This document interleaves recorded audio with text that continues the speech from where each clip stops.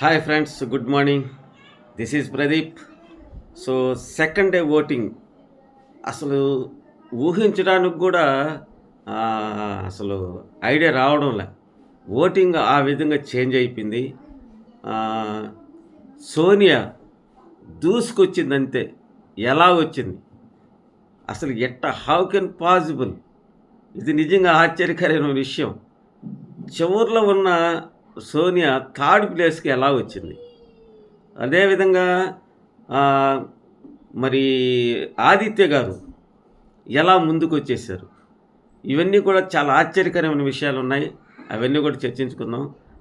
చాలా చిన్న వీడియో, ఎక్కడ స్కిప్ చేయబాకండి ప్లీజ్. అదేవిధంగా లైక్ చేయండి, షేర్ చేయండి, సబ్స్క్రైబ్ చేయండి, బెల్ ఐకాన్ని యాక్టివేట్ చేసుకోండి. నా వీడియోలు మీకు నోటిఫికేషన్ రూపంలో త్వరగా వస్తాయి. సో అదేవిధంగా మనం ఓటింగ్ పరంగా చూసుకుంటే ప్లీజ్ లైక్ చేసామని చూడండి. ఓటింగ్ పరంగా చూసుకుంటే నబీలు ఓటింగ్ బీభత్సం, ఒక సునామీ.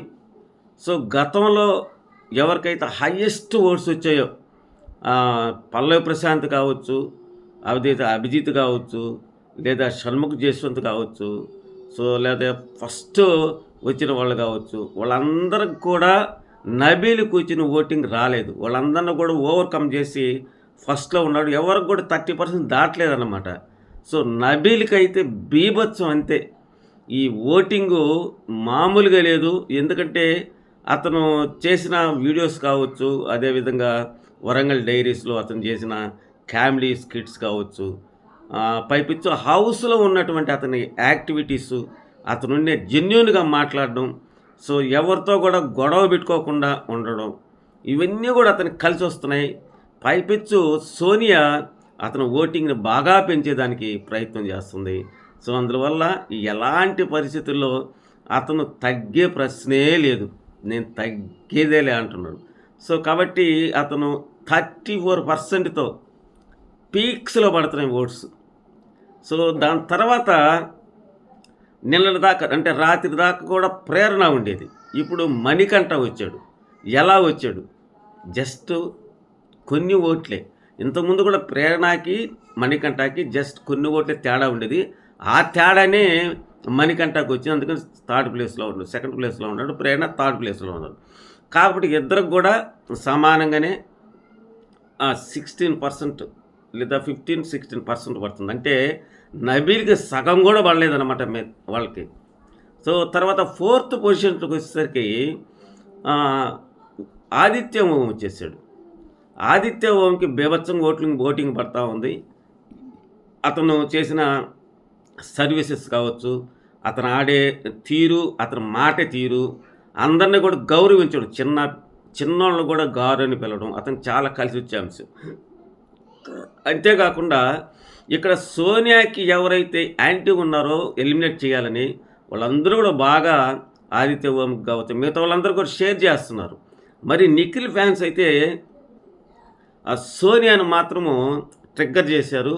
ఆమె ఆపరేషన్ సోనియాని ఒక ట్యాగ్తో ఆమెకి ఓట్లు నిఖిల్ వాళ్ళే వేయడం లేదు, మిగతా వాళ్ళకి వేస్తున్నారన్నమాట. సో కాబట్టి పరిస్థితి ఎలా ఉంది? దాని తర్వాత పృథ్వీ ఉన్నాడు. పృథ్వీ కూడా ఆదిత్య ఓంకి 15% ఉంది.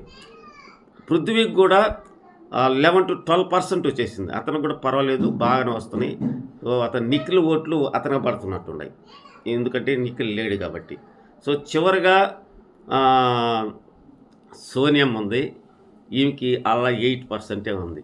ఏంటి సోనియా ముందు థర్డ్ ప్లేస్ అన్నావు కదా, ఏంది లాస్ట్ ప్లేస్ అని అనుకుంటున్నారా? కొన్ని వెబ్సైట్స్లో ఏం చేశారంటే బర్డ్స్ని ఉపయోగించి ఆమెని తీసుకుపోయి థర్డ్ ప్లేస్లో పెట్టారు కొన్ని సైట్స్లో. ఇది అసలు కథ. సో మనం చూస్తే యశ్వంత్ సీజన్లో కూడా ఇన్స్టాలో బర్డ్స్ను ఉపయోగించి ట్రెండింగ్లో తీసుకెళ్ళిపోయారు, ఎక్కడికో తీసుకెళ్ళిపోయారు. అది ఫేక్ అని తేలింది. సో అదే ఇప్పుడు కూడా బర్డ్స్ను ఉపయోగించి ఆమెని థర్డ్ ప్లేస్లో పెట్టారు. ఇప్పుడు ఏమనుకుంటారు, ఒక మన సోనియా ఆడియన్స్ కూడా ఏమనుకుంటారు, వేసేవాళ్ళు కూడా ఆ సోనియా సేఫ్ అయిపోయిందిలే ఇంకేముంది అని చెప్పి ఓటు వేయడం కూడా మానేస్తారు. సో ఏదైనా మతలబు జరిగి లేదా ముద్దు బిడ్డని కన్నా ఆపితే తప్పితే లేకపోతే ఆమె ఎలిమినేట్ అయ్యేదానికి ఛాన్సెస్ ఉన్నాయి. ఇంకా 2 రోజులు ఉంది కాబట్టి చూద్దాం. సో ఫ్రెండ్స్, ఇప్పటికైనా లైక్ చేయకుండా ప్లీజ్ లైక్ చేయండి, షేర్ చేయండి, సబ్స్క్రైబ్ చేయండి. సో నాలాంటి చిన్న యూట్యూబర్స్ని ఎంకరేజ్ చేయండి. Thank you very much.